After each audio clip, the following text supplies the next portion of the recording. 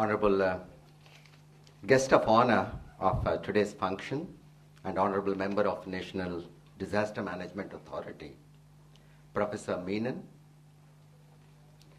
Dr. Narayanan, the Honorable President of CSDMA, Neeraj, Director, Microsoft, Sandeep, Director, Oracle, Dr. Ravi Gupta, distinguished participants and dear friends. It's indeed a pleasure to stand before you today. But before I start, I wanted to ask you this question. How many of you are actually been working in urban development? Kindly raise hands. Yeah, 2 of you, 3, 4. Good. That's a good beginning. My next question is, how many of you are born and bred in a village? 1. Thank you. How many have been born and bred, perhaps worked in slums? That's a good beginning. I am born in a village, so therefore that makes me eminently suitable for speaking on smarter cities, I guess. I also studied in a slum school, so that also makes me qualified to speak on urban development, the ubiquitous cities, the connected cities. This I just wanted a bearing to understand the composition of the audience that I wanted to interact with. But quickly, a couple of things. Urbanization, as I understand, and world over, is closely interlinked to the infrastructure that is available. If you see all the historical cities, the great cities, metropolis, they're all on rivers or on coasts, essentially because human endeavor of a societal, socioeconomic wealth creation always started with transportation, interaction with other cultures, other societies, other human beings. The next level of infrastructure came in with industrialization when railroads and the road creation was created. That's where the next level of towns and the cities started growing. Now, as the digital connectivity goes more robust, can we create a next level of infrastructure that would perhaps create opportunities for people in the hinterland or the rural areas or remote areas where urbanization or the facilities of urbanization can be created? If you would recall, our Honorable ex-President of India, Dr. Abdul Kalam, had a dream of provision of urban amenities in rural areas. He was dreaming about digital connectivity getting into the villages, wherein the villagers need not migrate to the towns for either seeking employment, education, health, or entertainment, or any other pursuit. All these perhaps could be provided through digital connectivity, robust digital connectivity. I'm so very happy and thankful to Professor Menon Saab, who has spoken of National E-Governance Plan, what it proposes to do, and where it is going. And he also told of the nation's commitment in as much as Honorable President, in a address to the joint session of Parliament in June last year, clearly said for the next 5 years, the government, or in the next 3 years rather, the government is trying to reach out to 250,000 locations within the country, in the rural areas, that is connecting each panchayat with a broadband connectivity. Even as we speak, we have reached close to 59,000 common services centers. And mark my words, nowhere in the world is there such a robust, vast network of common service centers.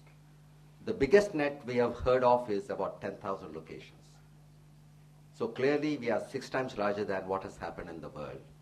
India is a huge lab, and National E-Governance Plan provides us that opportunity of creating our own canvas of reaching out to the citizens. The ultimate beneficiary, as Dr. Ravi in his inaugural address has clearly said is citizen centricity. Smarter cities or ubiquitous cities clearly talk about getting everybody connected, of all citizens being inclusive in the socioeconomic development of the urban location, and also that society is equitable. In doing so, the dream is to reduce the carbon footprint. Obviously, in the industrialization brought or necessitated people going to places of work, of transporting long distances, spending long time to reach a place of work. But through this digital robust network, is it possible that work can go home or the place where the person chooses to do the work? Professor Menon shortly mentioned, of course, even as we are traveling, one could transact work and reduce the carbon footprint. While we talk of being intelligent in traffic systems or secure cities or intelligent utilities being piped into each of the citizens wherever they live, it is also necessary for us to understand the current level of urbanization in India. Clearly, National Urban Renewal Mission, Jawaharlal Nehru National Urban Renewal Mission provides immense opportunity, and I think being a student of urban development for a short while, I think it's one of the most purposeful and meaningful projects, which is very well designed and very current, which can enhance our strive and our desire to march towards the smarter cities. But before we get into that, we need to clearly understand what is the current level of urbanization or the level of services.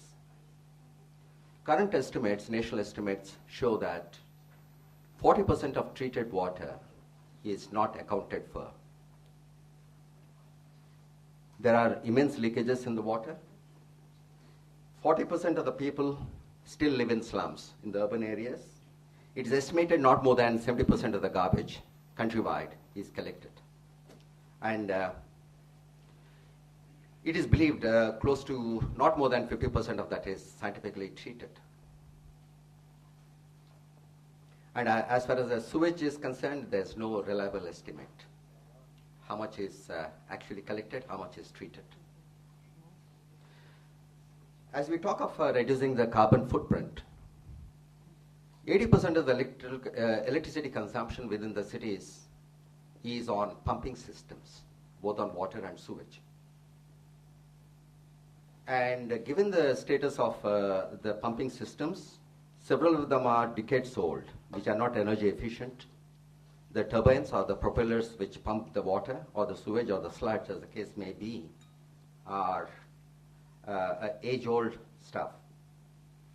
Given this crude realities of urbanization in the country, clearly as we talk about getting into the smarter way of doing things, a beginning is being made by National Urban Renewal Mission, in as much as they are now wanting all the cities who are desirous of getting federal funding to getting into a system of urban reforms based or leveraging the information technology services.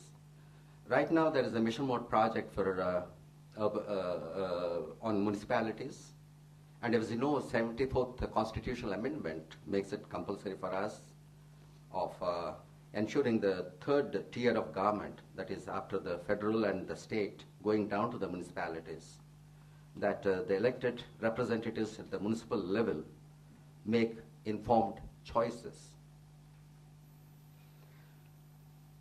Currently, the mission mode project, as it is envisaged, is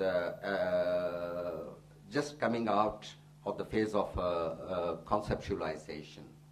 During the conceptualization itself, we had several doubts.